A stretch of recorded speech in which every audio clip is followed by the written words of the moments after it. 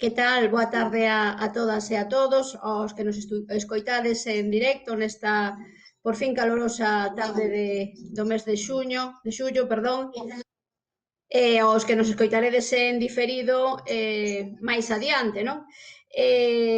Estamos aquí con Uxío Novoneira, Novoneira Rei, Hola, boas tardes, Carmen.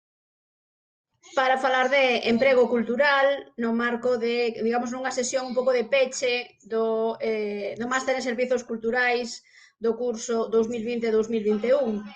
Uxío Novoneira é como da casa, non? Na Facultade de Humanidades de Lugo, digamos, unha persoa moi ligada ao noso máster e ao noso grau.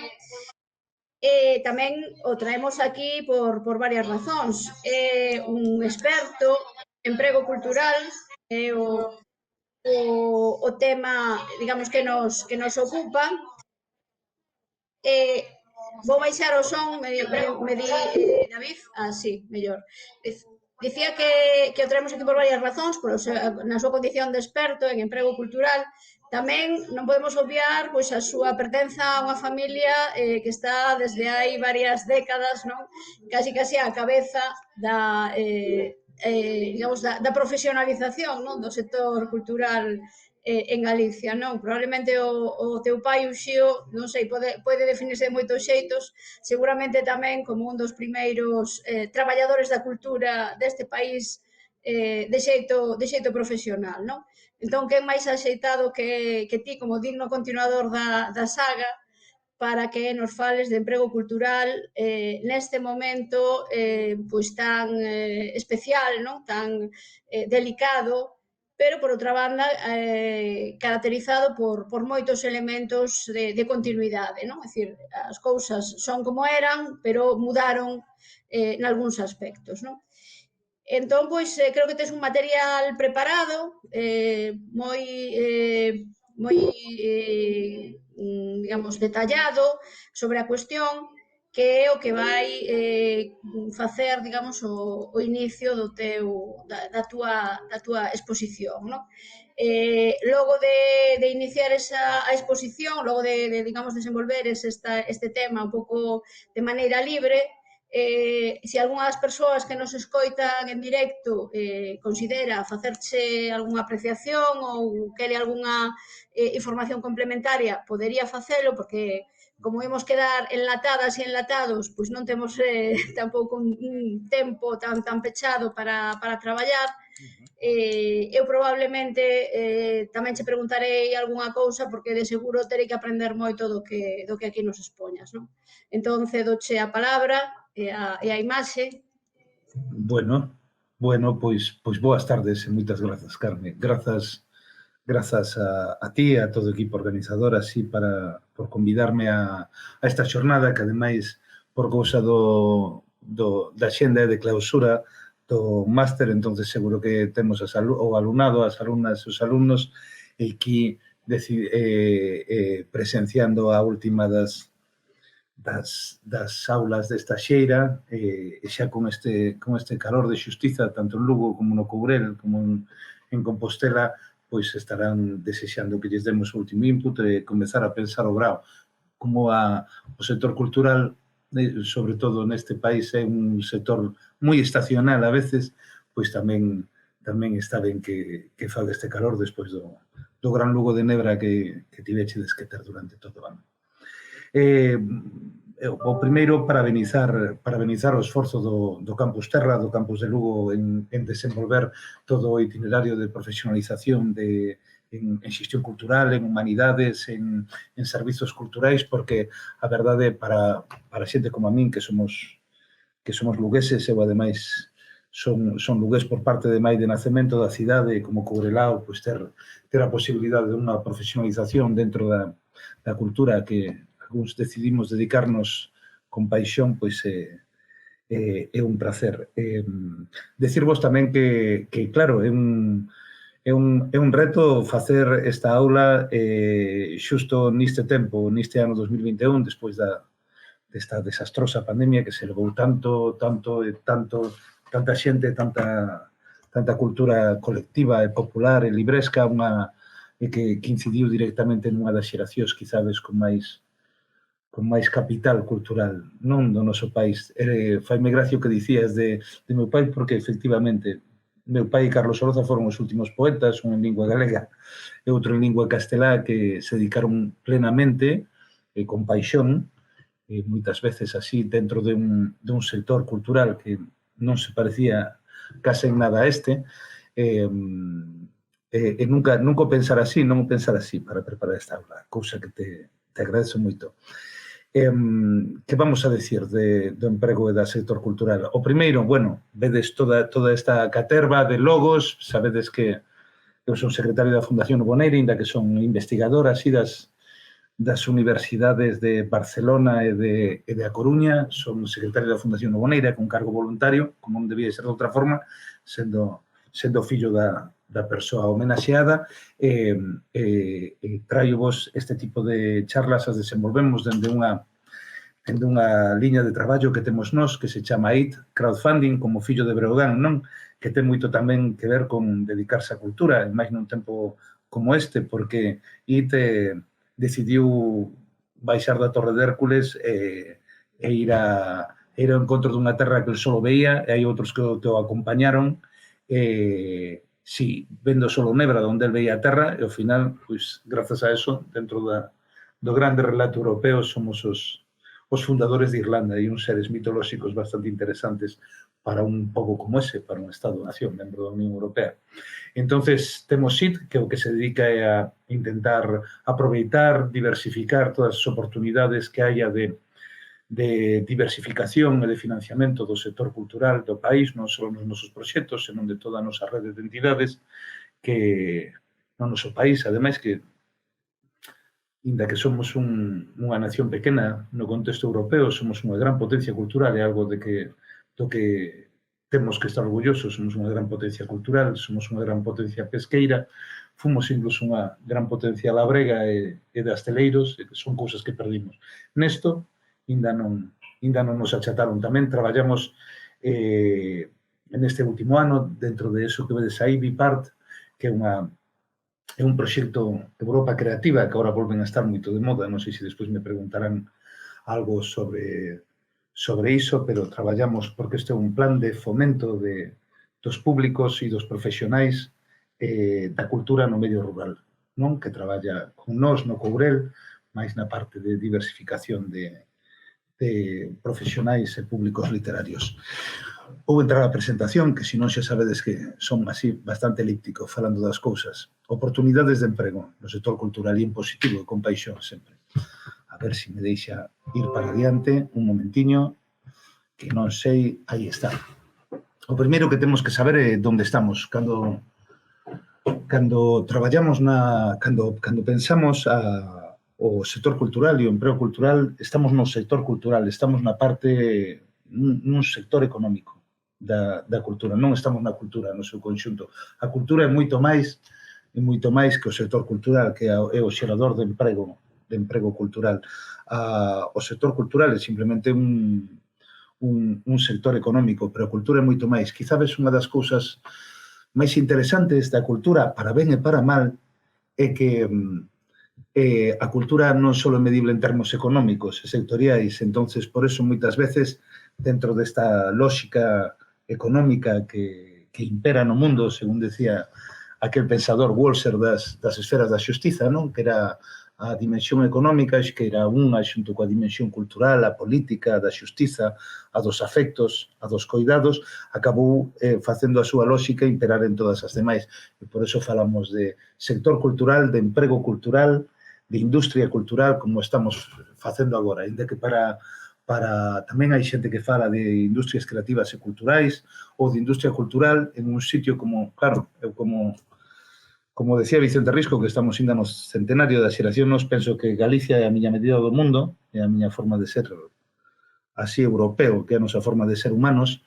Entonces, cando falamos de industria cultural en Galicia, pois temos que andar con cuidado, porque non é como se falamos de industria dos asteleiros e non se poden fabricar barcos en Ferrol. Entonces, a UNESCO, que a máxima referencia, ou quizás a máxima ferramenta de consenso cultural que existe a nivel mundial nos últimos anos, dice que as industrias culturais son as que distribúen bens e servizos culturais. Entendemos os bens dende o punto de vista material e os servizos dende o punto de vista inmaterial, e que son considerados dende o punto de vista da súa calidade, utilización e finalidade, que encarnan ou transmiten expresións culturais e que entraríamos en conceptos que seguro que tedes traballado ampliamente, como patrimonio cultural, o patrimonio cultural material, inmaterial, a cultura viva, as diferentes industrias culturais, etc. Non? Independentemente do valor comercial que poidan ter, o do valor comercial que poidan ter, está ben, porque nos abre moito campo da dimensión de toda a dimensión do mundo, non? Porque a cultura é a visión do mundo, da humanidade, pero tamén nos provoca interferencias, sobre todo cando estamos falando de economía, cultural, de sector e de emprego.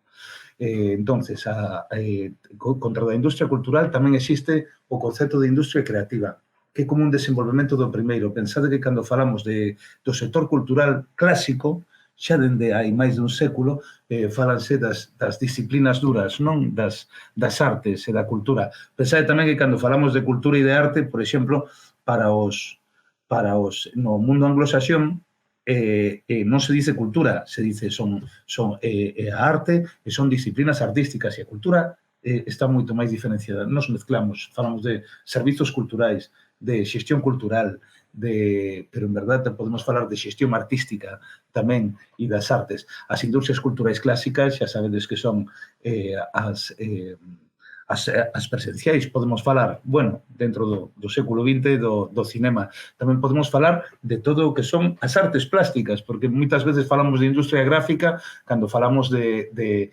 artes plásticas, de artes visuais. Antes falaban de teatro, agora despois falaron de artes escénicas, agora xa falan de artes do movimento. Eso tamén son industrias culturais duras. Falamos, que ademais, polo que me toca, teño que defendelo sempre, falamos do que se chama o sector do libro agora, que antes era o sector editorial, pero que no sector editorial tamén están as imprentas, tamén están toda a cadena de valor que vai nos que son os bens que transmiten linguaxe de forma física. Entón, non é só o libro, moito menos a literatura. Xa non a poesía, que, como dicía meu pai, era unha disciplina diferente da literatura, quizás estaba no medio das industrias escénicas e as editoriais. Falamos tamén da artesanía e do deseño. Sempre, outro día, falaba con quizás o mellor, o gran museólogo de Galicia, non? Felipe Senén, da diferencia entre artesanía e deseño, e de como, por exemplo, grandes xestores culturais, protoxestores culturais, antes de existir didáctica e profesionalización da xestión cultural, como Isaac Díaz Pardo, el colleu unha cerámica e unha cultura plástica de Galicia e a convertiu e a levou aos bazares, non? E aí estamos na artesanía e no deseño, estamos en industrias culturais puras, que despois poden devalar en industrias creativas, como cando eu traballei en Rei Centolo, que era unha industria creativa que fabricaba camisolas con imaginario simbólico ou como con artesanía de sargadelos.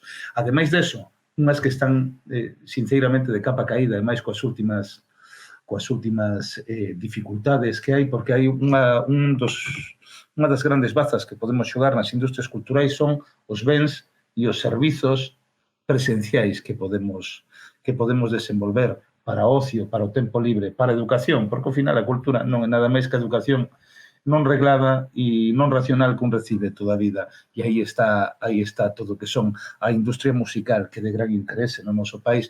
Todo o que é a industria fonográfica, porque tan musical é un disco de música como un arquivo sonoro dun escritor, dun poeta, ou simplemente de programas de radio de séculos pasados. E despois, mesturado con eso, está o que son a organización de eventos, que moitas veces dices, isto é unha industria cultural pura ou clásica, porque dende que nas cortes de Alemania, de Italia, de Austria, Mozart e Beethoven tocaban para a nobleza, iso xa eran eventos culturais, musicais, non? Pero sabedes que, por exemplo, antes da crise, non sei como vai a ser agora, porque eu tampouco teño todas as respostas, ni moito menos, tiñamos casi un microsector, que era o microsector dos festivais culturais escénicos, musicais, querramos de chamar así.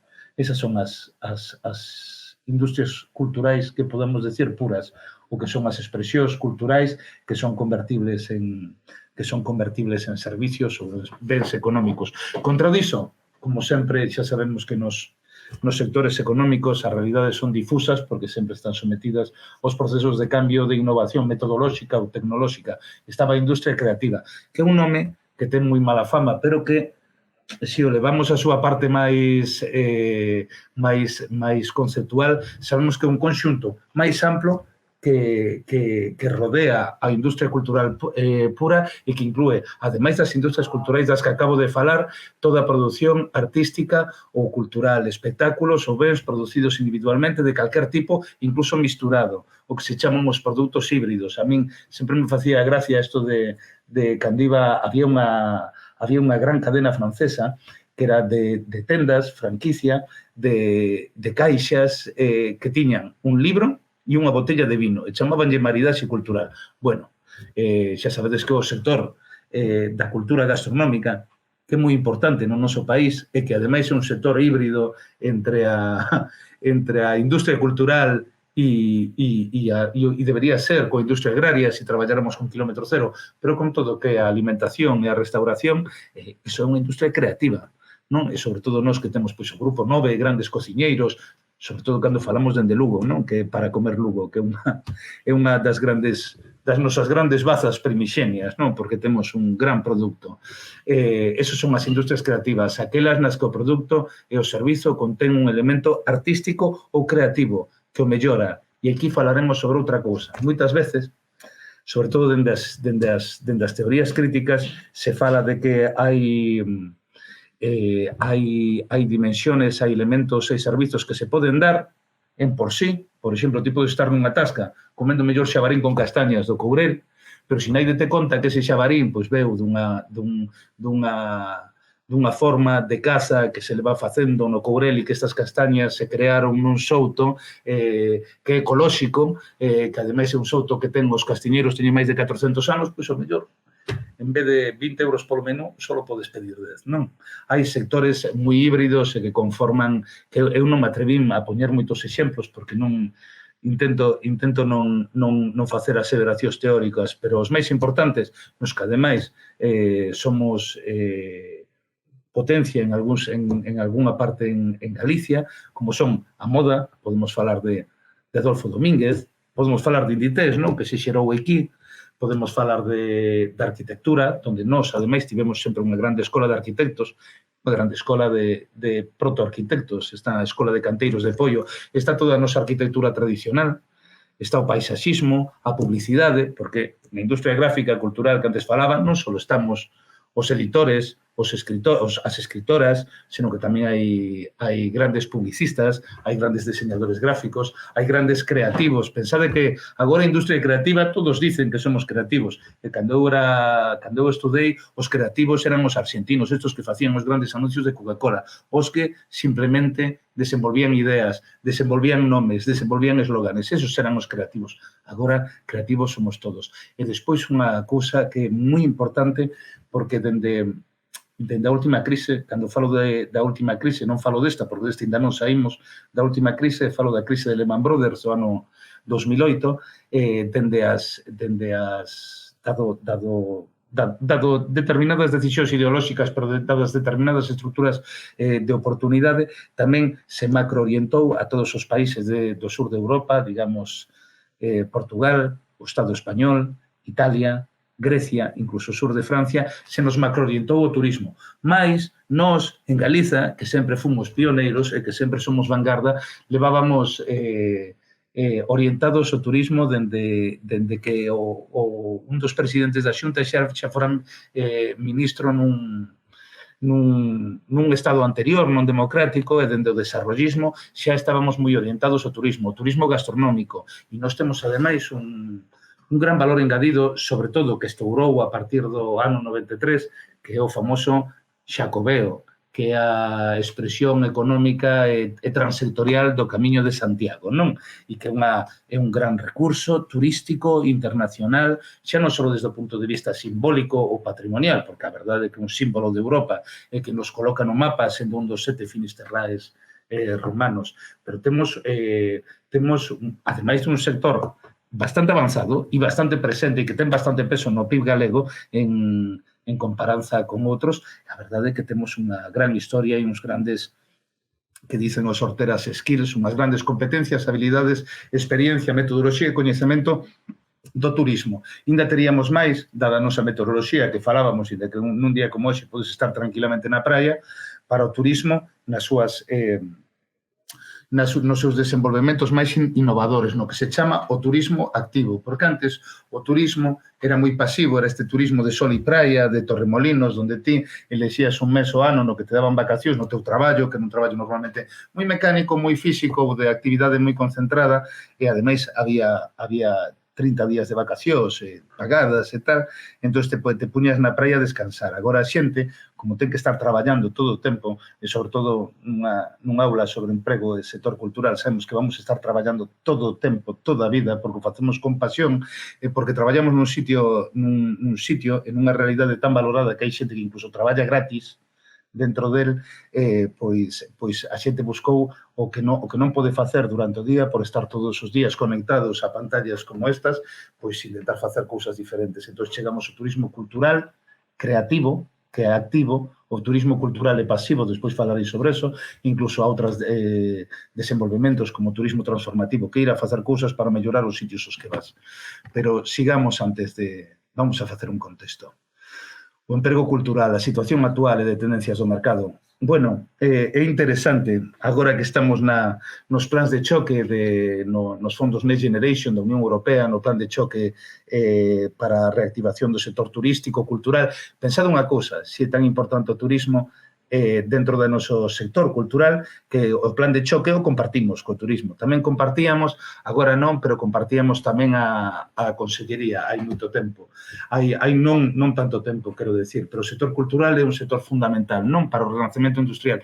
Isto dice a Comisión Europea, isto decía a partir de 2008 e isto volvo a decir agora. Ademais, pensan que no estado actual de revolución tecnolóxica, sobre a que volveremos reiteradamente durante esta aula, o sector creativo, non o sector cultural puro, ten moito que decir, porque como os procesos do que non é sector cultural nin creativo se están robotizando, mecanizando e tecnoloxizando, donde sigue sendo necesario o ser humano como traballador ou traballadora e nos traballos creativos, nos traballos nos que non podemos ser substituídos por máquinas, non? Como os antigos luditas que rompían esas máquinas, que rompían as máquinas na revolución industrial do século XVIII, XIX, as máquinas de carbón, as máquinas de petróleo, non?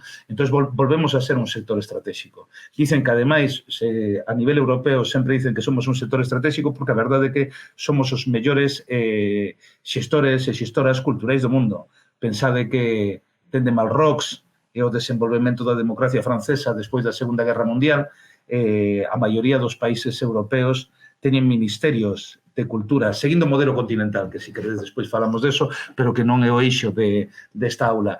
Pero, por exemplo, o Xapón non tivo un ministerio de cultura ata o ano 1984 e Estados Unidos ainda non o ten. E se vades a maioría dos países asiáticos, a maioría dos países africanos, por diferentes razones que todos coñecemos, non teñen administración cultural, non? Que é unha cousa da que falaremos despois. Entón, o noso carácter estratégico, sí, é fantástico, porque temos, a verdade, unha contribución estrutural á produción e ao emprego. Mais o emprego que do que falamos hoxe que da produción. A min sempre me maravilla e sempre reitero unha cousa para que se saiba. En Galiza, o emprego cultural é o 3% do emprego total que hai no país. Pensade que traballamos dentro dun país que a nivel regional, que dentro do seu estado e que a nivel macro-regional do sur de Europa ten un gran déficit de postos de emprego e unhas tasas de paro masivas. Entonces, que hai un 3% de emprego solo cultural é de sinalar, non? Contra diso, só somos un 2% do PIB. E iso tamén dice algo, somos un sector pequeno dentro dese 100% que todo o sector, non? Pensade que ese sector co que nos hibridamos tanto en este país ten picos do 12, 18%. Entonces, pensade que o sector turístico e 6 veces nós. Non, contradiso un detalle que para min é triste, pero que seguro que ten diferentes interpretacións e racionalidades. Solo temos o 0,64% do orzamento autonómico galego. Somos o 2% do PIB e o 0,64% do orzamento autonómico. Que quere decir eso? Pois como as lousas, como as canteiras do Courel, como o sector da enerxía eólica. Somos un sector extractivo donde todo o valor engadido que se crea a nivel económico é moito maior que a inversión pública que se fai del. Ou seña, Galiza se nutre do seu sector cultural como do seu eólico, inda que non pareza así en principio, porque dicen que somos un sector subsidiado, un sector que vive da administración pública. Somos un sector que multiplica a inversión pública que fai del, como mesmo que fan os grandes sectores principais dos países avanzados da Unión Europea, multiplicar a inversión pública que lidera, sobre todo no que se chaman os estados de dereito, democráticos e sociais de mercado. Bueno, ademais deso, pensade, somos o 2% do PIB galego e estamos orgullosos, pero a nivel de Europa isto non é para estar orgullosos, porque a media é o 4,5% do PIB, non? E son 8,5 millóns de traballadores culturais e traballadoras culturais en toda Europa. Eu penso que é suficiente incluso para montar unha federación destas europeas ou un sindicato europeo de profesionais da xestión cultural. Como do seu potencial crecemento nos vindeiros anos, efectivamente, como dixemos, quizás vai a ser un crecemento relativo, porque o que vai a haber é un decrecemento do sector laboral dos diferentes anos, especialmente, e isto o repetirei hoxe, porque penso que quizás son as dúas palabras que máis teño que repetir, sendo sincero, no eido da transformación digital. No eido da transformación digital. No sector do patrimonio, porque somos unha das grandes, Galiza é unha das grandes concentracións de patrimonio cultural de todo o mundo. O sea, Europa é unha das grandes concentracións de patrimonio do mundo, a maior de todas. Non a cuna da civilización, a bella Europa, por eso lle chaman. Bueno, Galicia ten unha concentración de patrimonio solo semellante a Italia e a Roma, aos grandes castelos de Francia e a calquer sitio. Somos un paraíso dentro dese punto de vista do sector do patrimonio cultural. Quizades ainda non chegamos aos ratios aceptables da súa activación e aproveitamento. Moitas veces, porque ás veces pois tiramos a desbrozadora por encima do petroglifo, pero deso falaremos despois. E despois, os produtos de alta gama. Sona feo, verdade? Sona como estes dos produtos de quinta gama, os hiperconxelados, non? Do sector alimentario. Un dos grandes problemas que temos, e un dos grandes problemas que ten toda Europa, non só nós, pero nós en especial, é que a xente non está acostumada a pagar por cultura. Quizás por eso somos un sector que vive tanto dos recursos públicos. Non está acostumada porque constitucionalmente temos dereitos de acceso e de participación cultural. Constitucionalmente, que despois ainda son desenvolvidos por moitos máis dereitos. Entonces a xente cree que un Estado merecente de tal nome, unhas administracións merecentes de tal nome, nos teñen que dotar do acceso e da participación cultural. Mais, se queremos traballar en proxectos disruptivos, que é o que eu entendo que alguén que está a salir dun máster de servicios culturais quere facer, tense que dar conta dunha cousa que nos dimos conta en Santiago de Compostela fai moito tempo, que se vendes botafumeiros a €1, e son botafumeiros todos iguais, e de baixa calidade, e se rompen cando chegas a casa, se son imáns que se rompen cando chegan ás neveras, non chos van a volver a comprar. En cambio, eu, cando estive en Hanoi, en Vietnam, que ainda é un estado socialista e que non ten un desenvolvemento de sector cultural semellante ao noso, xa, gracias tamén en colaboración coa súa antiga colonia francesa, os mellores diseñadores franceses e vietnamitas hibridaran a súa cerámica tradicional conseguindo unha cerámica de luxo. E moitas veces, inda que todos, eu son un firme defensor do acceso e da participación cultural como dereitos constitucionais e aquí en La Habana, penso que hai que deixar unha parte ao emprendemento privado, a iniciativa individual ou colectiva, que emprendemento privado tamén son as cooperativas, para produtos que sean de valor. Eu sempre criei-me entre cerámica de Sargadelos ao mellor só podías comprar unha estatua dun lobo o ano, pero a comprabas sabendo do valor que tiña. Antes, cando eu era pequeno, nos anos 80, se gañabas un campeonato de fútbol ou unha cousa, regalábante un premio de Sargadelos. Agora xa non sabemos o que regalan, pero seguro que de Sargadelos non é, porque non temos unha cerámica propia con tal iniciativa. O mercado laboral, cales son as miñas propostas? Simples, dende o meu humilde coñecemento, demandar especialistas formados en transformación digital. Que é a transformación digital? Temos un grave problema, e xa o tiñamos despois da última crise, de unha gran falta de balance entre produtores de cultura entendida como arte ou cultura entendida como que queirades, e distribuidores, a xente que se encarga de dinamizar, de dar acceso, de vender cultura, non? Entón, necesitamos xestores culturais, pero xestores culturais hai dende o principio dos tempos. Carlos Casares, como vos dixen, Isá Díaz Pardo eran xestores culturais. Meu pai era un xestor cultural de Carlos Oroza e de María Mariño. Laxeiro era un xestor cultural de Antón Lamazares. Pero a xestión cultural o que debe de ter especialistas que poñan o servizo dos creadores de verdade, non dos creativos, dos creadores de verdade e dos artistas, digitalización na súa comunicación e diversificación no seu financiamento, porque somos un sector que non é intensivo en financiamento, que temos un financiamento moi ínfimo, tanto que a inversión pública é só un tercio do retorno que temos a nivel de produción. E mirade que non falo en indicadores de calidade, como falan os países avanzados do norte de Europa ou do centro de Europa. Falo só do PIB, que é un indicador completamente económico e que incluso outros dirían economicista. Non? Entonces, o seguinte que vos podo decir como orientacións a onde dedicarvos é audiovisual, a palabra fea, a mí non me gusta decir así verbas en inglés, porque sempre temos unha verba propia, pero que moitas veces cando os vas a buscar en internet tes que saber como se dice en inglés, non? O audiovisual é o digital media marketing, non? Que non é nada máis que a comunicación e a publicidade digital. A digitalización de arquivos e biblioteconomía, a digitalización do patrimonio, da restauración, da museoloxía, o turismo cultural. Esos entendo que van a ser os nichos de emprego na recuperación dos diferentes nos próximos anos. Penso que é a onde vamos a camiñar.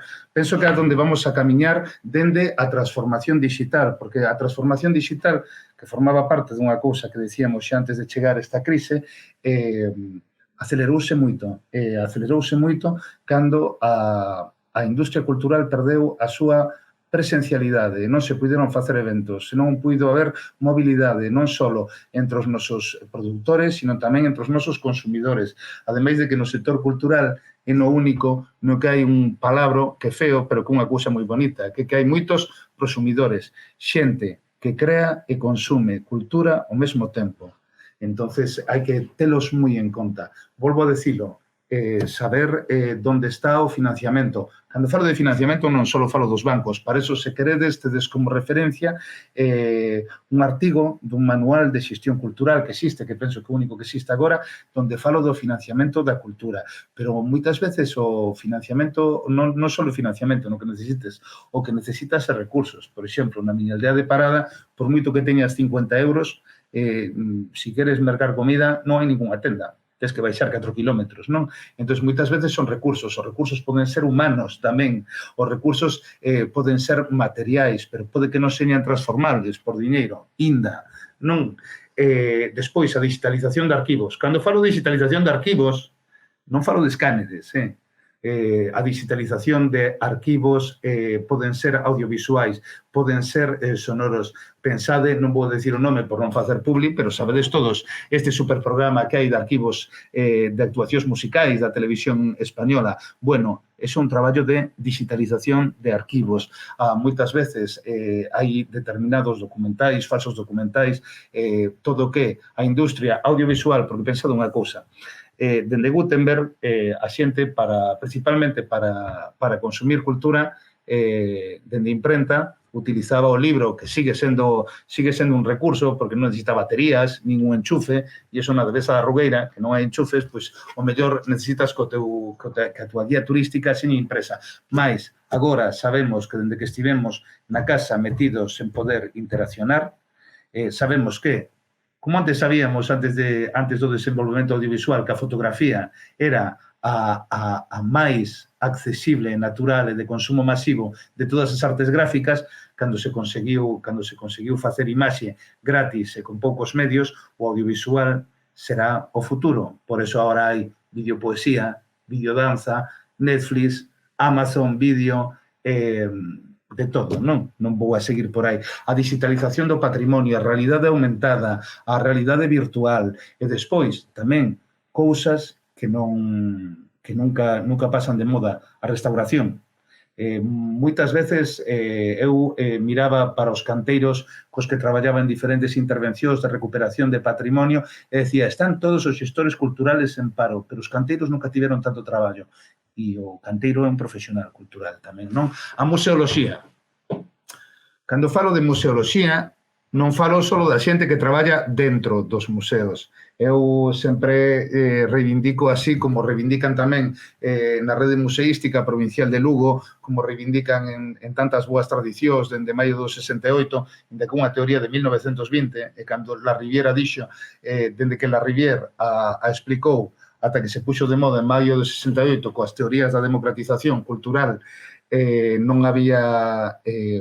el non fora famoso por ela. Falo da teoría da nova museoloxía dos ecomuseos, dos territorios musealizados, dos territorios patrimoniais, de todo que entra no marketing territorial, non? Casi todo ten un concepto bonito e un palabra feo ao mesmo tempo. E o turismo cultural. O turismo cultural tamén ben entendido, porque turismo cultural eu non sei se é irse de botellón a outra cidade de outro país, dependendo dos diferentes contextos de limitacións que haya, mas sei que o turismo cultural, os grand tours que se facían, xa se facían no século XIX, e eran viaxes de coñecemento, non? Porque normalmente agora, como estamos conectados ao mesmo, que nos gusta é ir a coñecer outras cousas, destas que incluso non nos poden chegar por contidos digitais ou audiovisuais.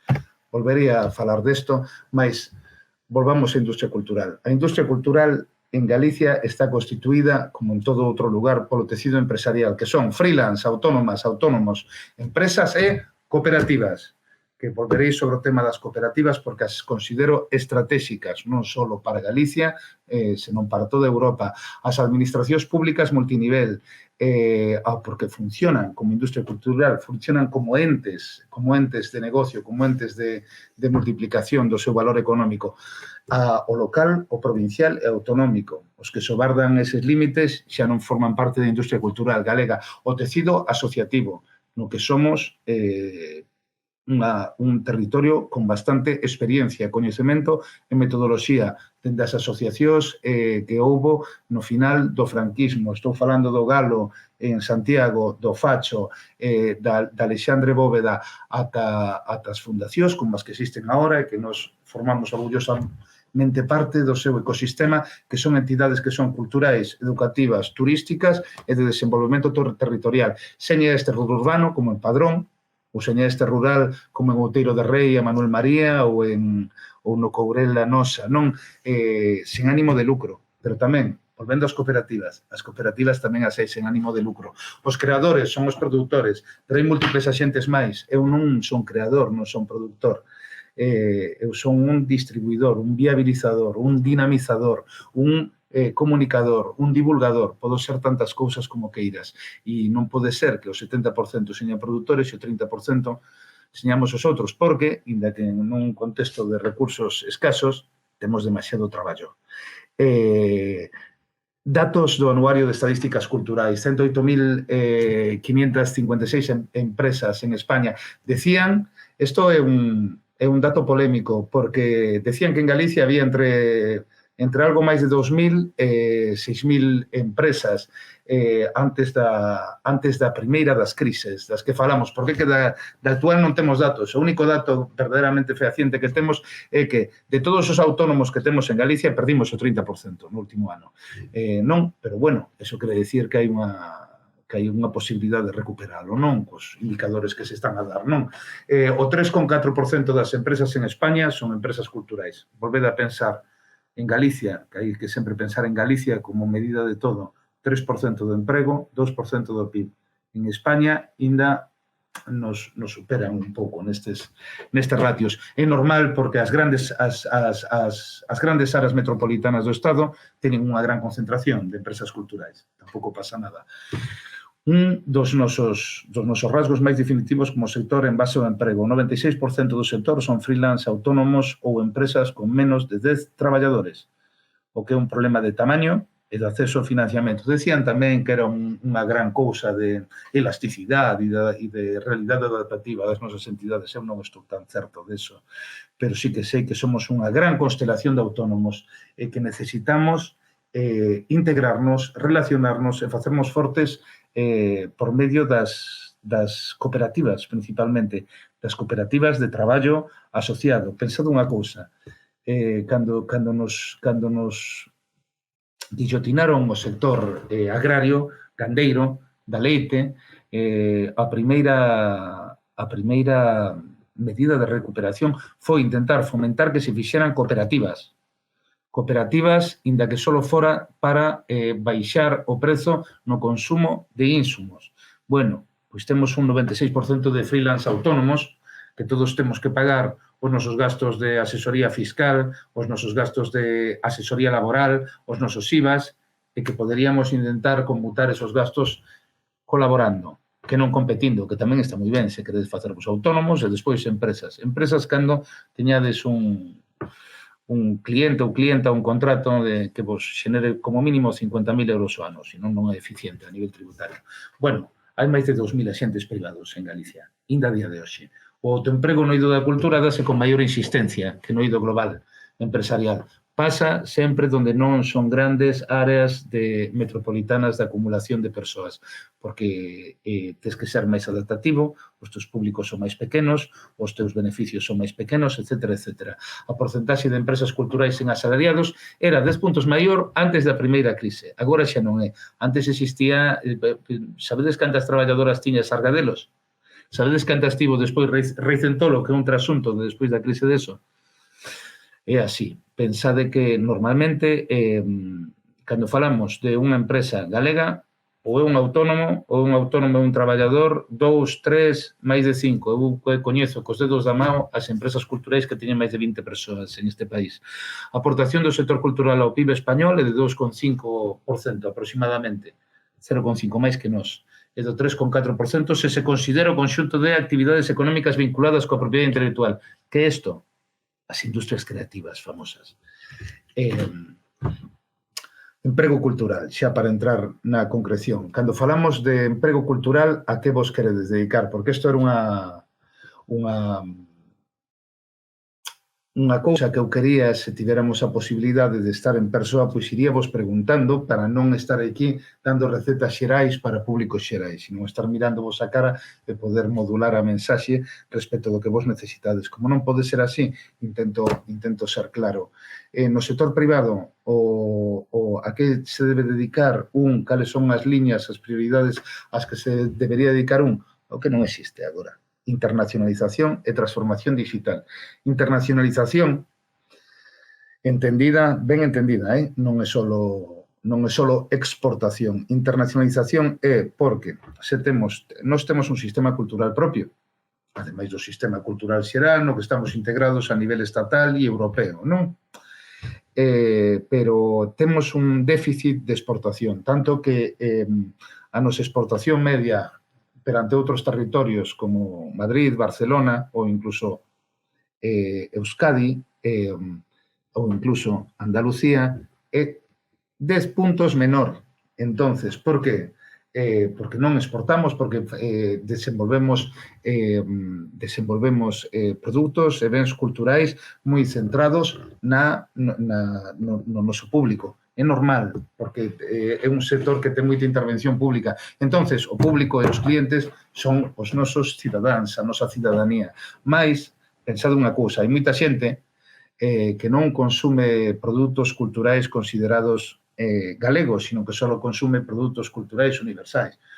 Podemos falar pois, do reggaetón, das zapatillas Nike, que son deseño, que é unha industria creativa, mas nunca consumirá algo local. Entonces, tamén, dentro da nosa industria cultural creativa, tenemos que intentar dar produtos que sean universalizables, generalizables, con un valor engadido. Por exemplo, que saibades que nós, cando, ademais das nosas das camisolas, cando traballaba en Ricentolo, comezamos a facer 4 modelos de camisolas que non tiveran o texto, que non tiveran texto para que foran entendibles aquí e en Beijing.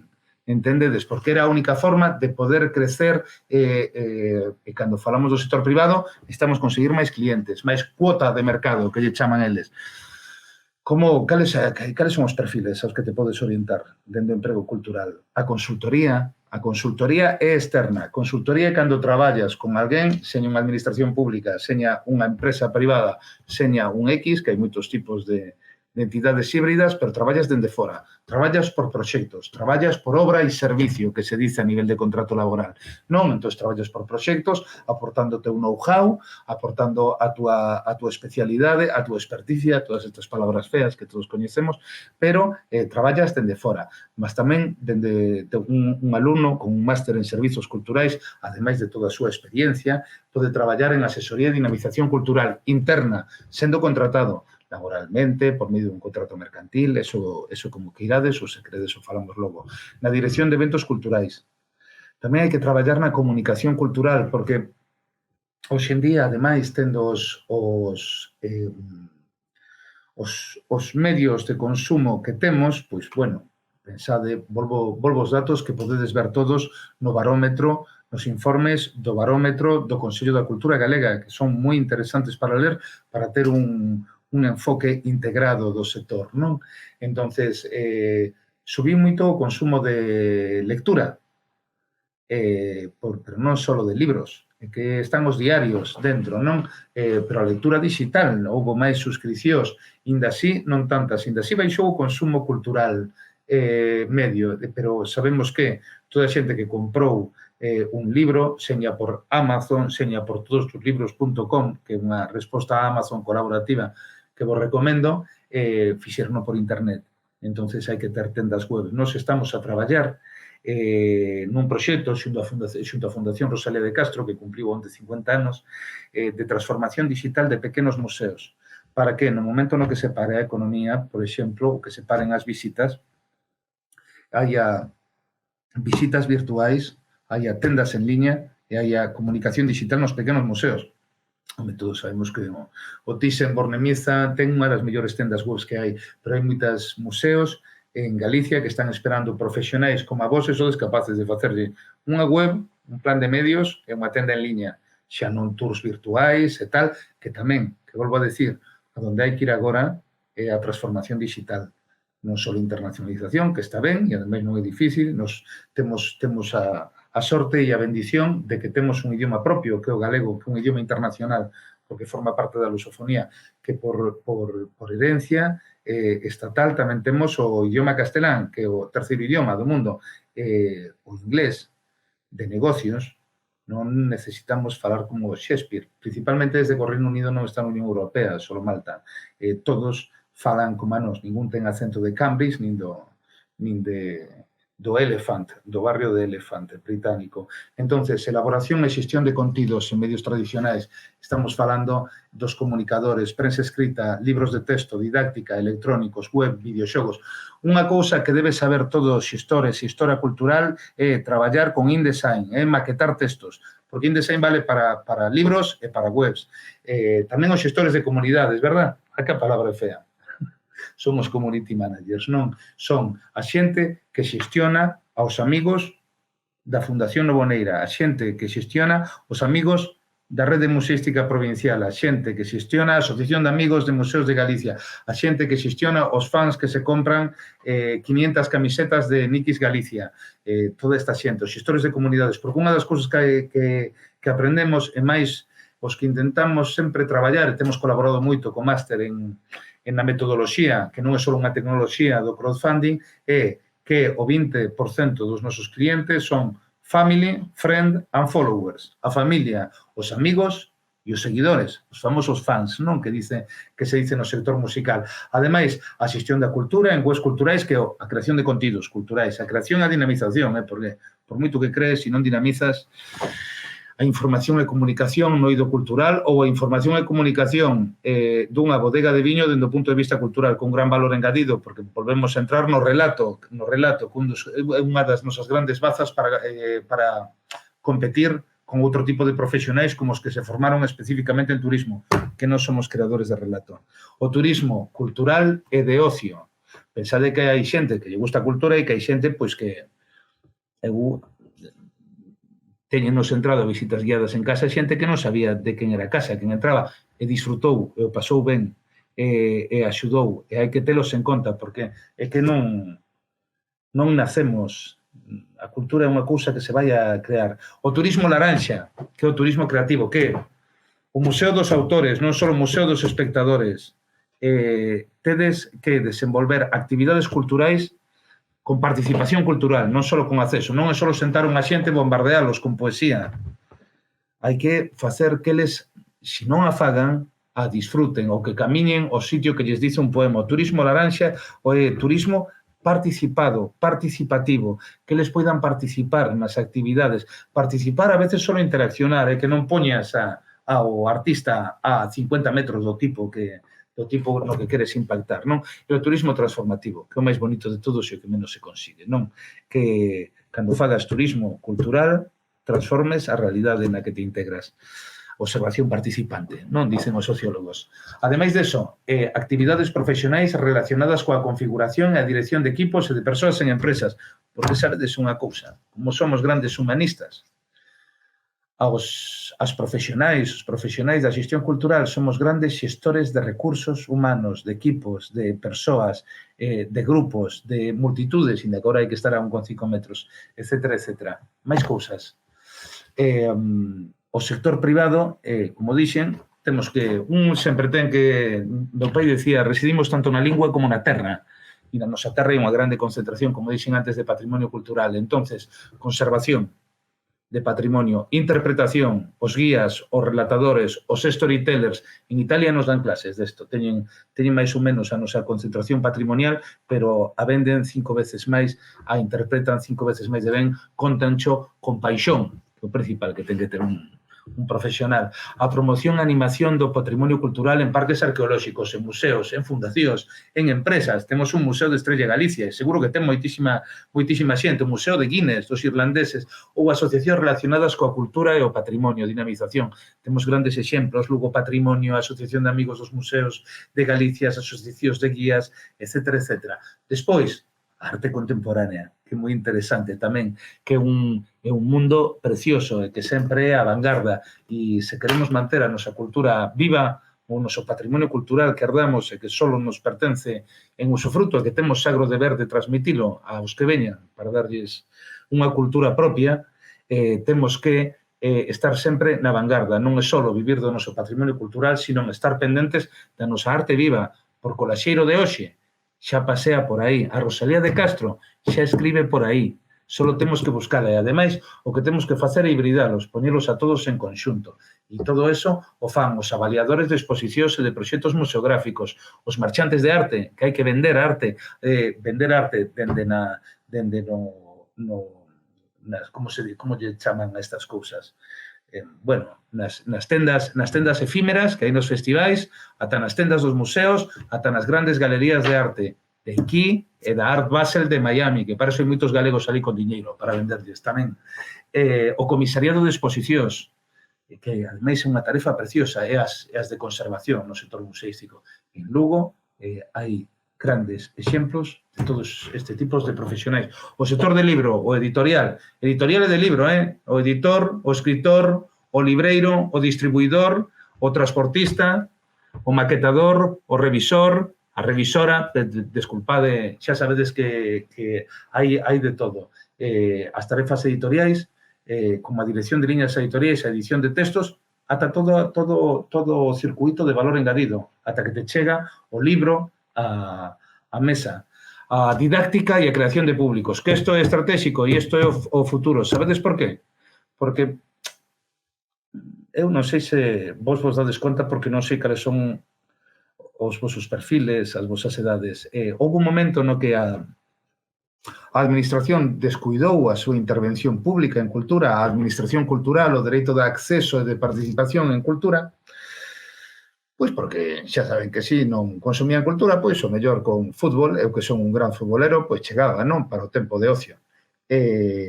Entonces, o descuidamos todos tamén, quizás por un certo elitismo que existe na industria cultural, o que existía, porque eu non o teño, e se perdeu o fomento de públicos, a creación de públicos, cando se traballa en cultura, na educación, nos recursos didácticos, nas actividades para nenos, señan estas escolares ou extraescolares e tal, se deron conta dunha triste verdade, que como os nenos lobo, non? Estos nenos que apadriñan os lobos no bosque, se alguén non lle fomentas ou se alguén non lle é posible acceder á cultura durante os estadios máis tempranos da súa vida, non a vai a necesitar. É como a diferencia entre cocina e gastronomía, entre alimento e gastronomía.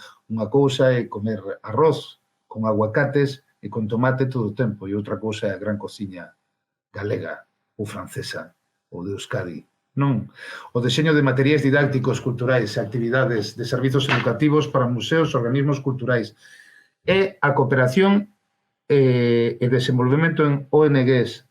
Vivimos nun mundo global. Gústenos máis ou menos. Hai xente demandando acceso e participación cultural non só nos nosos límites como pobo, sino moi alén deles. Podemos non só ir alí a ensinar, a desenvolver proxectos culturais, sino aprender outros e traelos para aquí. Moitas veces, todas as metodoloxías, as tecnoloxías que utilizamos en proxectos culturais, eu sempre falo de proxectos porque son consultor, que aplicamos aquí de xeito innovador, viñeron de sitios como Latinoamérica, como Portugal, a nosa forma de guías de museos veu de sitios como Italia, e alén dali. Pensade unha cousa, incluso dentro das categorías de innovación, a categoría 4 chamase benchmarking, que non é máis que transferir unha forma de facer dun territorio a outro. Nada máis, é o que ten de innovación. Seguimos. O emprego cultural no sector privado. Vamos a ir un pouco concretando. Industria audiovisual. Pensade ademais que sempre, pensade que na industria cultural, a industria audiovisual son os irmãos máis ricos en orzamentos públicos, pero tamén en accesos a financiamento privado. Industria audiovisual. Non só falo de facer cinema e películas, falo tamén dos que fan os vídeos, dos tours virtuales da Galería dos Uffizi en Florencia e da visita virtual ao Museo do Mar. Vale, Cervo, o que queirades. Os técnicos de difusión patrimonial, que non só teñen que estar dentro dos museos ou dentro de edificios. Na Rúa dos Viños de Lugo hai moito que contar. E cada vez penso que vai haber máis xente interesada en que lle fagan unha visita guiada. Os conservadores e os xestores dos museos, os comisarios, os xestores de espazos escénicos. Pensade que agora, como non podemos ver artes vivas de movimento ou musicais durante moito tempo, xa sabedes que un quero que non ten.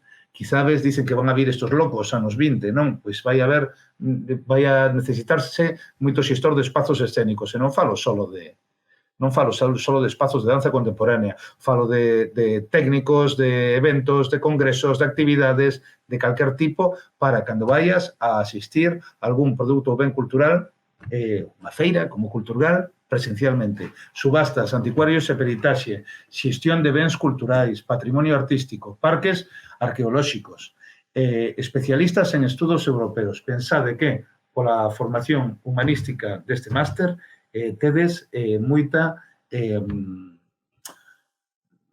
tedes unha gran capacidade de internacionalización, porque os xestores culturais, as xestoras culturais, traballamos con equipos multidisciplinares, pero tamén multiculturales, en por sí, porque é unha das nosas intereses. A Dirección e Xestión de Centros de Galicia, a xestión de xacementos arqueolóxicos, creo que a puxen 2 veces, tanto que me gusta moito. Xestión da propia paisaxe, a posta en valor, as aldeas temáticas. Mirade, eu son dunha aldea temática que é a aldea máis literaria de Galicia, que só ten 10 habitantes, mas agora ten a posibilidade de ter 4 traballadores, 2 deles a tempo completo. A xestión no futuro das festas tradicionais galegas. Estou falando do San Froilán e do Ar de Lucus. Entendedes? A de tudo, que dicen os portugueses. E as festas de ambientación histórica. Isto sí que é o Ar de Lucus. En Europa, en Francia e Italia, falamos de mediadores culturais. Eu falo de xestores culturais porque aos que estudamos a principios dos 2000 nos meteron así o vocabulario do management latinoamericano. Pero isto é mediación cultural.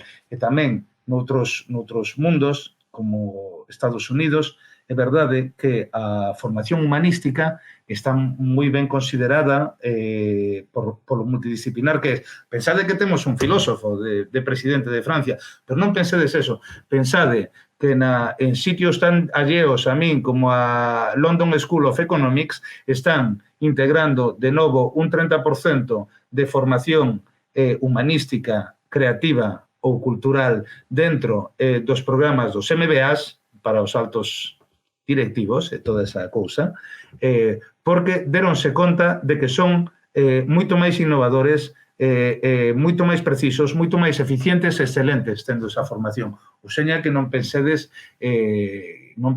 outra cousa que tedes unha das formacións máis potentes que se pode ter dentro do punto de vista dun máster universitario.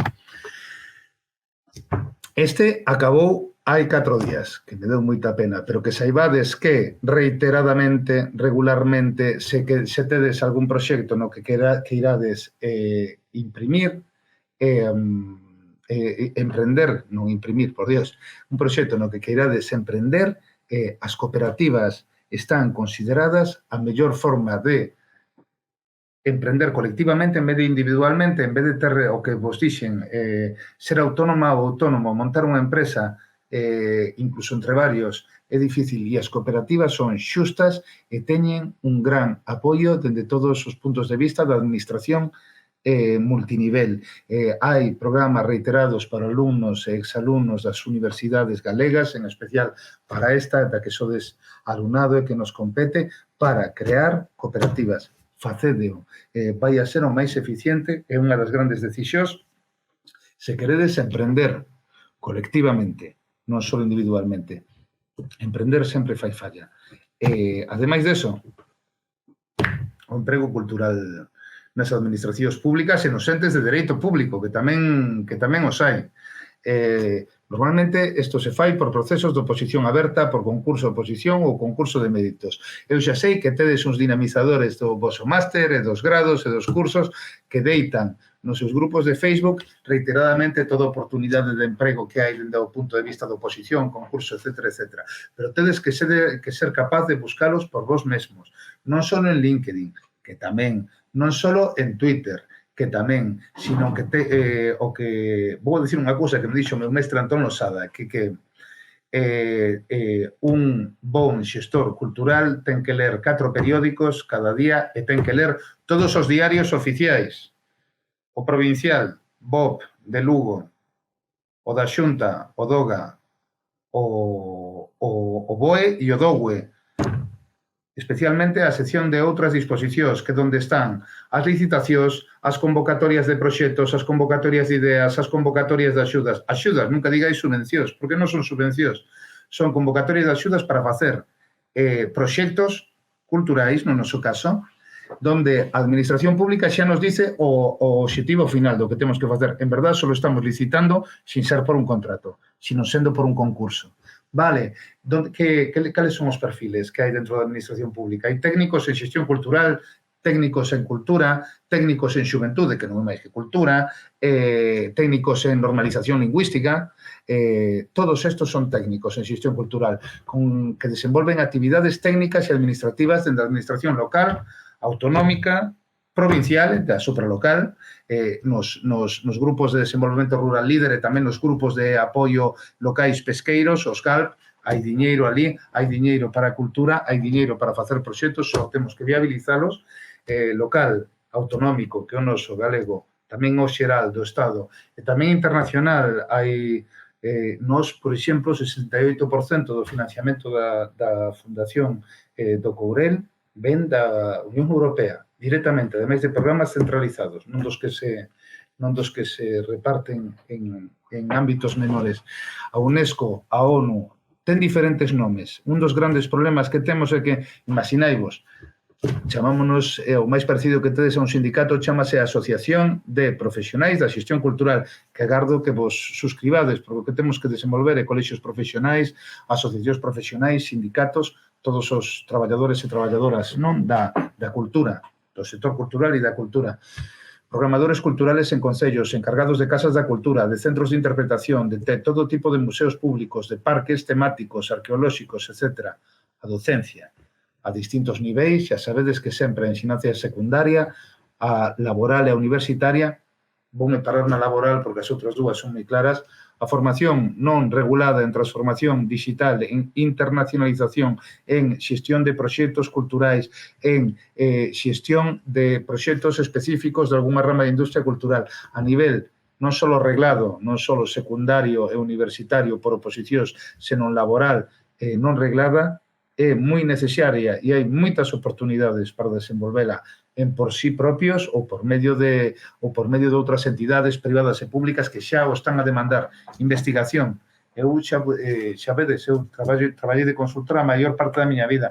Hoxe en día o concateno con un traballo de investigación en políticas culturais na Universidade de Barcelona, dende o Courel, coordenador, a representación internacional, a diplomacia cultural e acción exterior, a cooperación e desenvolvemento, como dixen antes, en ONGs, e despois xa as grandes oposicións preciosas, que as hai de niveis A, B, C, de conservadores de museos, de arquivos, bibliotecas, arqueólogos, en bibliotecas, en museos, os técnicos de normalización lingüística, moitos procesos abertos. Ademais, mirade, e vos decir unha cousa, que eu este ano cumplín 40 anos. Durante os últimos 10, casi non había, porque se optou por unha salida anterior crise, na que pola lei de racionalización de administración local, chamada Montoro, non había convocatoria destos postos, porque só de cada 10 que se perdían por xubilación, se volvía a convocar un. Ademais deso, tedes no Manual de Xestión Cultural, que é o único que existe a esta data, tedes un artigo dun gran profesional, ademais de sempre xa de trayectoria recoñecida, que o vosso formador se estivechedes nos cursos de transformación digital da nosa asociación de profesionais, que se chama Sergio Lago. Aí está en acceso libre en academia.edu, en diferentes sitios, pero ademais tedes o libro, que ter o único manual de xestión cultural que existe en Galicia, é fantástico, pero está en acceso libre en diferentes bases de datos e ali tedes todo un ítere de como empregarvos culturalmente as estrategias na administración pública, sendo profesionais culturais. Un momentiño, xa falar tanto solo e sin ver vosas caras, perdome. Nada, simplemente agora, grazas pola vosa atención, desculpades se tedes que tomar un ibuprofeno, pero eu son así unha persoa de relación directa e personal, entonces son un pouco ortopédico así. Grazas por atenderme, agardo que non teñades que tomar moito ibuprofeno e paso a que me contestedes as preguntas, porque se podo facelo por aquí, gustaríame axudarvos no que poida. E parabéns por finalizar o curso. A mí sempre digo que se algunha vez teño tempo, cando seña maior, despois de cando teña fillos, que xa non os teño, irei a facer o máster de xestión cultural, o máster de servizos culturais da miña cidade de Lugo. Mais mentres, agradecevos moito que estedes aquí, porque se algunha vez non teño fillos, algún dos que estades ali será o que cuide da miña casa de parada. Grazas. Pois moitas grazas, Uxío, por esta masterclass que nos acabas de dar, na que compendiaches, eu creo que todas todas as aristas, non? E todos os recovecos, non? Que non deixaches ningunha esquiniña sen barrer, non? Da casa. E mira Ainda que a podía casa decir é... máis, ainda podía decir máis, pero é que estaría moitísimas horas e matadesme. Bueno, pois é unha... a verdade é que aprendemos moito. Eu, desde logo, co teu permiso, e dado que este material vai quedar pois probablemente na canle de YouTube da Facultade de Humanidades, creo que xa cho comentáramos, pois sí que me gustaría utilizar este material para distintas actividades ao longo do curso que ven, non? Como, sí, Bueno, como estamos nun contexto tan cambiante e non sabemos como vai evoluir isto, e o mellor teño que desdecirme, o mellor é que me invite reiteradamente, que eu vou encantado a vale. contar o que as tendencias de cada momento en emprego. Perfecto, perfecto. Supoño que xa a xente estará desexando ir á praia e as persoas que tiñamos por aí pois xa están aproveitando o día de sol de hoxe. Non sei se o decano, que sei que anda por aí, pois quererá tamén facer algunha observación. Eu simplemente unha cuestión moi concreta para avanzar. Ti ves factible que, pois a través de cooperativas ou, digamos, por iniciativa individual, se consiga financiamento europeo, non? Porque o financiamento europeo, vos sodes aí un pouco especialistas neste tema, pero para o resto da humanidade é como unha especie de, non sei, obxeto do desexo, non? É dicir, que está aí e é maravilloso, pero nunca se sabe moi ben como conseguir. Ti crees que sí que é realista pensar en financiamento europeo para iniciativas pois de distintos tipos, non? Pois, por exemplo, para a digitalización, a digitalización tamén parece que pode ter unha aresta preocupante na cuestión da gratuidade, non? É dicir, como se vai xestionar o pagamento por servizos digitais culturais, non? Mira, Carme, agora mesmo que se acaban de inventar unha cousa que son como os bitcoins, pero que se chama NFT, e son traballos, e son deseños, normalmente produtos culturais digitalizados e bloqueados para que só o tío poda estar no mundo, sí que se pode monetizar a xente que lle interese isto. Está moi ben que me contes o da digitalización, porque hoxe, non sei se hoxe, pero onte eu o vin hoxe, por eso vos lo digo, abriu o programa Iberarchivos, que temos a nivel latinoamericano, tamén cos países de fala portuguesa e con Portugal, e que vai de facer proxectos en conxunto de cooperación entre os diferentes estados pertencentes a esa área, que son todos nosos, porque nós, os galegos, outra das grandes bazas que temos non son só esas casas de Galicia e eses centros galegos que dixen que nós, por exemplo, mandábamos libros de meu pai a vender en corners, camisolas de Rei Centolo, sino que temos unha gran diáspora galega polo mundo que está encantada. Eu, cando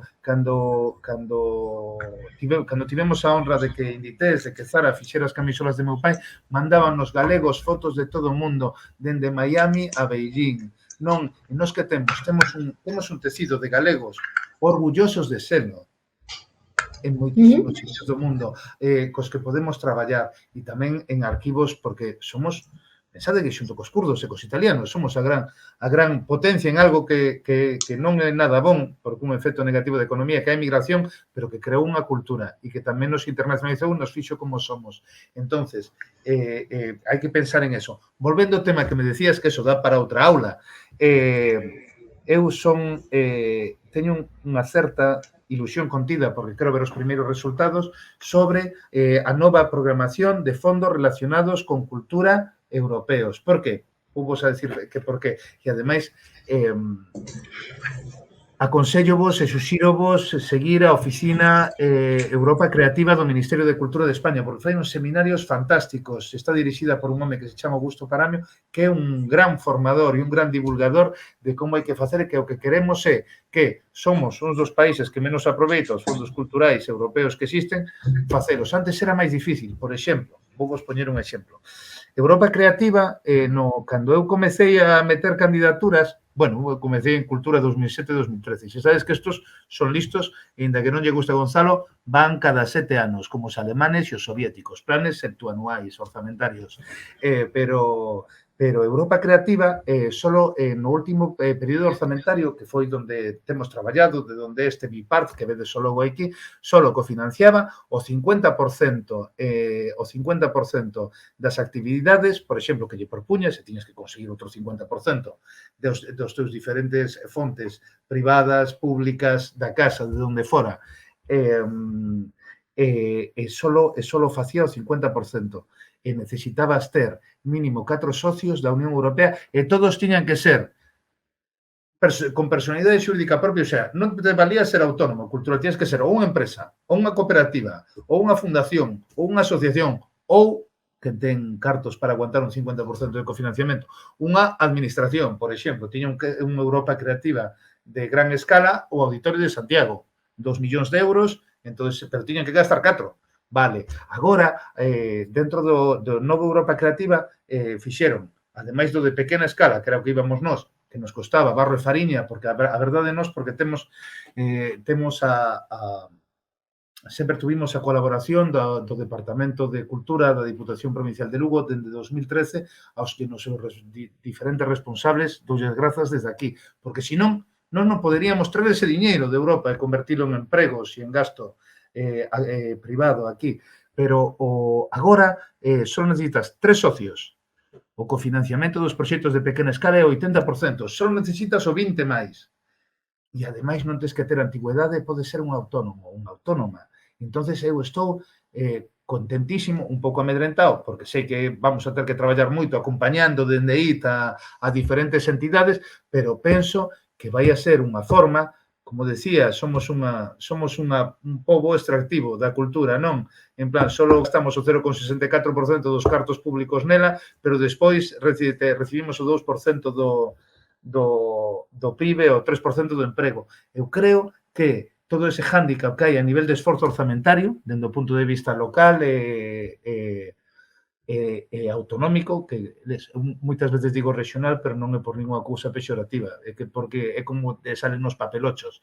Creo que vamos a poder equilibrarlo así. Eso sí, vamos a ter que facer un gran esforzo en internacionalización, como digo, o inglés de guerrilla, de escalerilla, como de Málaga, digo, sabes que eres lingüista, unha lingua franca, e moito traballo nas diferentes prioridades europeas de política cultural, que son fantásticas, ademais, que son, bueno, ademais da transformación digital, por isto que non podemos ter os museos cerrados, creación de públicos culturais, porque na Unión Europea, en Bruselas, deronse conta, sobre todo mirando determinadas cousas que pasan en casi todos os países, de que hai que invertir en educación cultural e en acceso a cultura e en participación cultural, porque senón creas fascistas, e os fascistas son enemigos da cultura. Que decía Goebbels? Cando escoitaba a cultura sacaba pistola, non? Porque naide quere, normalmente o totalitarismo non quere pensamento crítico.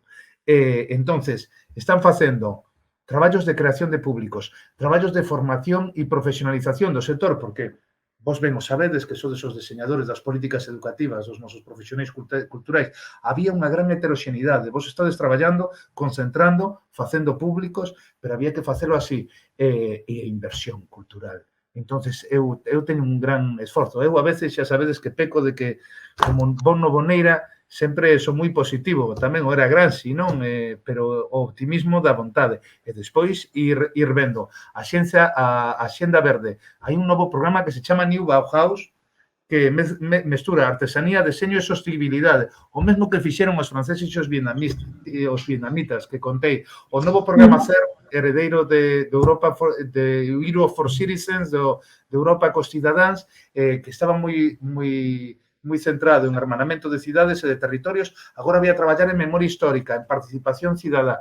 Eu, sabedes, moitas veces fuximos como cabalo da bandeira de Venezuela, non? Que corre da dereita para a esquerda e que antes iba en dirección contraria. Bueno, fuximos de outro tipo de fondos, porque os fondos europeos, se tes os requisitos mínimos, son moi accesibles e moi democráticos, mas é unha subxetividade miña, como mellor a xente non está de acordo.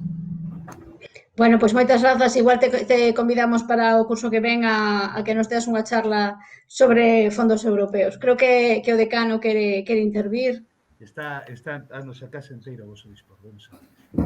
Pois moi boas tardes a todos. A verdade é que eu encantado de estar aquí. Únome ademais as palabras de Carme, que, bueno, pois ter sempre a Uxío Novoneiro en primeiro lugar é un luxo, pero despois, por outra parte, que tamén un aprende moitísimo. E eu, cando estaba escoitando agora aquí dende a casa, estou na aldea, aquí na Terra de Montes, pois a verdade é que me xurdironme varias interrogantes que eu quería, dúas fundamentais que eu lle quería plantexar ao Xío e que o Xío xa de pasada, así durante a súa intervención, xa, digamos, aludiu un pouco a esa cuestión, pero vai-me a permitir ser un pouco reiterativo, volver a sacar o tema. Dúas cuestións. En primeiro lugar, como ves a profesionalización do sector ou, máis que eso, digamos, o recoñecemento do sector? Plantexo esa pregunta polo seguinte. Eu estou agora, e nesa mesa tamén está a nosa compañeira Pilar Portela, estou participando na Mesa Nacional para a Profesionalización do Sector, non? Estamos aí falando, tal. Eu, de feito, en setembro, que retomaremos de novo un pouco as reunións, penso aportarlles tamén unha serie de documentos que nós elaboramos a nivel interno da facultade no proceso de xestación do novo grao en xestión cultural. Eso por un lado. Como ves a profesionalización do sector? É dicir, en que estadio estaría neste momento segundo ti? E, en segundo lugar, hai outra cuestión que tamén saiu na túa intervención e que eu me gustaría retomar e profundizar algo máis. Segundo a túa propia percepción tamén, cal é o sector máis en auxe no futuro? É dicir, o público ou o privado? Plantexo esta cuestión porque hai unha cuestión que ten saído nalgúns destos foros e por parte de algunha xente, é que a crise económica que vivimos fai anos dou lugar a unha reactivación sobre todo do sector privado, non? Que, sobre todo, un pouco ligado a esa menor inversión por parte do sector público. Por eso, quería saber a túa opinión sobre isto e nada, únome aos parabéns, as felicitacións, e igual que Carmen, que acabo de chamar ahora fai un momento e xa lle acabo de decir que, bueno, que esta actividade para a primeira metade do curso temos que volver a retomala, se acaso mellor con outra temática, pero que a vexo fundamental para os nosos alumnos. Moitísimas grazas, Uxío. Moitísimas grazas, Gonzalo, é un placer. Comecemos polo da profesionalización. Eu, incluso antes de que chegara a pandemia, con todo o traballo que sabía que estaba a desenvolver para acadar o primeiro grao público de xestión cultural do noso país, pois eu dixen, inda que agora teremos como hai que axustar todos os días, hai que axustar, e como eu sempre digo, cando teño o ordenador ben, rómpeseme a pantalla. Seguramente, agora que conseguimos o primeiro grao público, tiñamos xa diferentes iniciativas privadas, inda que asociadas á Universidade de Santiago. Tiñamos a posibilidade, incluso falaban de que iba a haber máis, de que iba a haber dentro da zona de influencia da universidade, dentro do vosso sistema universitario de Vigo, outras decían que tamén iba a haber un máster de industrias creativas dende a parte da universidade privada. O importante e o pivote é que temos xa un primeiro grao público, que é o que se vai a desenvolver na vosa facultade. Xunto a el, eu, inda que poda ser unha opinión así non moi políticamente correcta, eu creo que os másters como este axudan, especifican moito, sobre todo a xente profesionais como a min, que eu son licenciado e DEA, que eso xa non existe, en ciencias políticas, non? Pero para orientarme, eu son un xestor cultural case autodidacta, e iso provocou non só moito sobreesforzo por non ter mestras e mestres como a ti, como a Carmen, como a vos, senón moita perda de tempo tamén, non? Entonces, poder ir a un máster de servizos culturais, poder ir ao grao de xestión cultural con unha orientación profesionalizante que vos estádelle a conquerir, a desenvolver, a caracterizar este máster, eu creo que é o paso básico, importante. Despois, que pasará? Bueno, podemos mirar as experiencias de outros países e territorios. Por exemplo, eu lembrome que ademais estiven facendo para unha investigación, estiven mirando cales decían que eran como os mellores 5 másteres de xestión cultural de Europa, non? Estaba un en Lisboa e na Gulbenkian, había outro en Italia no Instituto de Deseño de Milán, había un en Bruselas, e outros que hai durante que vos coñecedes, porque ademais unha das cousas bonitas e boas que tedes vos é que traballades en coordinación estatal co resto das ensinanzas regladas no mesmo eido a nivel estatal, por eso eu teño visto incluso reunións de outras facultades coas que colaborades. Unha das cousas que se ve nas diferentes facultades, nos diferentes opcións de ensinanza é que teñen unha parte troncal moi interesante, moi rochosa, moi sólida, e despois, sabes o que pasa?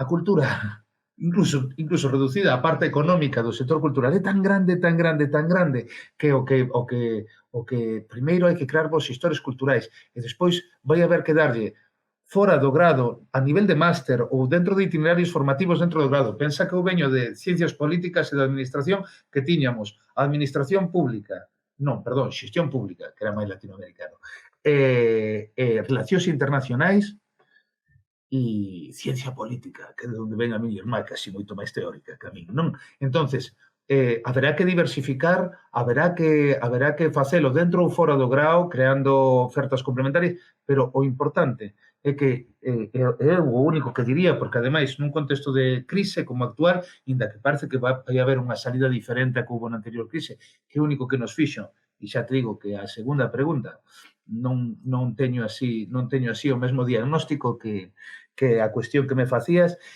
o que penso que temos que mirar que vai haber unha salida á crise que necesite de xente moi diversificada, eso sí, temos que traballar sempre con unha perspectiva internacional dende o noso, pero podéndolle explicar o noso e podendo facer que disfrute e que teña ganas de seguir sabendo máis da nosa cultura, porque a nosa cultura é o noso país, é Galicia, tamén somos tremendamente culturais en este país, a unha persoa de Bélxica ou a unha persoa irlandesa, entonces a internacionalización básica, que non estou falando de que señamos todos diplomáticos, para eso sí que dentro xa vichedes que dentro da ventana de emprego público, mirade, hai grandes diplomáticos estatais e galegos, como ese gran conselleiro de Cultura que houve, que era Roberto Varela, que son diplomáticos de carreira e que ademais son agregados culturais, o sea, que son xestores culturais de embaixadas no territorio exterior, que o mesmo que fan os nosos centros galegos,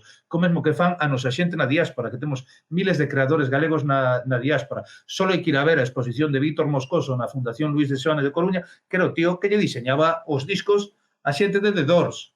Entendedes? Entonces, internacionalización e transformación digital, porque eu creo que eso sí que aí se producía unha disrupción. A xente xa pode que hai xente que siga facendo un disfrute, que a mí non me gusta de consumo, un disfrute, un uso e disfrute da cultura presencial, pero hai moita que xa só fará virtual porque xa foron entrenados deso. Eu teño un fillastro que tamén, que falando, quere estudiar o vosso grao de xestión cultural, Paulo, non interacciona coa cultura, el o que quere é que nós poñamos a casa de meu pai, que se poida ir a nivel de realidade aumentada, de visita audiovisual nela. En cambio, non disfruta o mesmo dun storytelling porque teñen outras formas de relacionarse. Entonces, internacionalización, transformación digital e que todos os xestores teñan unha grande formación básica en o que é xestión. Xestión son as fases do proxecto, son diseño orzamentario, lanzamento, execución, seguimento e avaliación. E aprender a traballar por proxectos. Non vamos a traballar sempre no mesmo. Ademais, unha xestora ou un xestor cultural aburríase soberanamente traballando sempre no mesmo, non?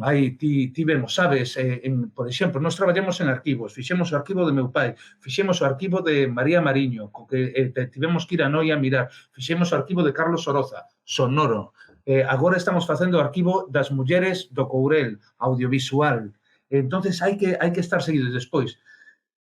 Alguén que que quere ser un profesional da cultura no noso país e entón ten que estar aprendendo sempre, ten que ter unha gran capacidade, unha gran paixón polo seu traballo. Antes, eu sempre decía isto, antes da crise actual, decía, hai que ter unha gran paixón, porque traballamos no único sitio que, como ten un valor intrínseco, máis ao lado económico, por eso, a cultura é máis co sector cultural, hai xente que incluso traballa gratis, incluso se vos fixades, había moita xente que decía no século XIX, diletantes, que traballaban na cultura gratis porque o consideran o que decía meu pai, que ser poeta era o máis alto destino do ser humano, que entonces casi xa nin lle tiñan que pagar. Entonces, o que vos digo, estar sempre unha formación, eu creo que a nivel de profesionalización sempre hai chanzos para perfeccionar, pero estamos moito mellor que antes. É como antes, eu non sei se vos dades conta, pero falaban de precariedade no sector cultural, precariedade dos traballadores de CaixaBank, precariedade dos traballadores do sector pesqueiro, porque gañan o mesmo que a nós e teñen as mesmas cousas. O que hai que conseguir, e para eso, traballar en administración pública, os profesionais que consigamos, como a vos, que a universidade é unha administración pública, dar exemplo a nivel de condicións laborais, e de riqueza, e de non precariedade, e de mellora, e de valorar os profesionais como se poidan. Respecto ao segundo, que se fixo en base ao sector privado, se fixo por o único sitio que se podía facer, porque a salida á crise anterior, que foi a que atomizou nun 96% de freelance a empresas que antes tiñan máis de 20 traballadores, que ahora creo que só hai dúas en Galicia, non vou dicir os nomes, pero había unha que tiña máis de 100 e Sargadelos tiña moitos máis na anterior crise, non? Eu creo que o sector privado, como falaba antes dos produtos de alto valor engadido, nada que ver coa quinta gama, é necesario porque, imos a ver, eu cando me comprometín coa miña parella, regaleille un anillo de Sargadelos. Costoume moitísimo aforrar para el. Un anillo de Sargadelos vale, non sei canto vale, 300 euros. Vale, unha carpeta de arte de un cuadro de Antón Lamazares, canto vale? Un cuadro de Antón Patiño, canto vale? Eso non lo van a regalar a casa. Houbo nas asociacións históricas culturais galegas, houbo o proxecto da nova estampa galega de facer gravados e litografías porque a xente non tiña acceso a óleos. Pero se alguén ten acceso a un óleo, non é mellor que gaste diñeiro en un óleo que en armas ou que en xogo online. Sí, non. Entón, o sector privado, a iniciativa individual e colectiva humana é necesaria en todos os ámbitos da vida, mas penso que os grandes, o primeiro que penso é que non existe ningún ecosistema cultural que seña netamente privado, nin sequera o estadounidense. Xa sabedes como son os consellos nacionais, os heritage funds de Australia, Reino Unido, Estados Unidos, que é o tipo de modelo de políticas públicas do Len Arms, pero verdad que teñen a tributación da lotería orientada ao audiovisual e consellos ciudadanos con membros de recoñecido prestixio e independencia que seleccionan os proxectos en excelencia. Por qué? Porque para os países normais e normalizados, para os grandes estados europeos, que somos os que sabemos de cultura, como decía ao principio, a cultura é o embaixador que hai antes dos tanques, é a diplomacia branda, é a forma que nós temos de diferenciarnos e de poñernos en valor do mundo. Por eso o British Museum é o British Museum, por eso Malrox na Francia de Gaulle desenvolveu a Grandeur, por eso nós que temos o noso valor. Imagináivos se temos o noso valor que casi con políticas públicas, quero decir, desde o punto de vista económico orzamentario, do orzamento cultural, ínfimas, seguimos sendo unha gran cultura a nivel europeo logo de 500 anos de retallamento dos orzamentos públicos. E non vamos entrar nun debate en eso, pero eu entendo que ben dices, e eu que ademais traballei no sector privado a maior parte da miña carreira laboral, e ainda sigo a traballar, creo que a iniciativa e a creatividade humana, individual ou colectiva, porque eu sempre tiven vos socios, boas compañeiras de viaxe, é un dos grandes recursos do ser humano para avanzar e para desenvolverse. Moitas grazas, Uxío. Bueno, pois como te emprazamos a futuras citas, como estamos nun escenario aí tan cambiante no que a creatividade tamén ten moito que ver coa docencia universitaria, non? Tamén é un desafío para nós ser creativos, non? Tamén neste ámbito. Seguramente, si seguimos contando co teu concurso tan amable, tan sempre disposto, non? E que nos achegas tanta información, seguramente tiraremos del máis adiante. Entón, se vos parece, pois xa despedimos esta xornada, que quedará enlatada pois ata que as tornas a volvan pois menos, bueno, poida ter un certo grado de obsolescencia e precisemos renovala, e entón pois así o faremos. E nada, pois moitas grazas a Gonzalo, a David e a Marcos, non? Que están aí presentes desde atrás, e se non nos vemos, pois que o verán sexa de descanso e de paz. Claro, como máximo, o que lle digo vos emigrantes cobrelaos que están agora na aldea, doxe nun ano. Cuidadevos moito, cuidadevos e cuidadevos todos xuntos. Vale? Igualmente, de hoxe nun ano entón. Veña, Veña, ata logo. graciñas. Hasta logo. Chao, ata logo.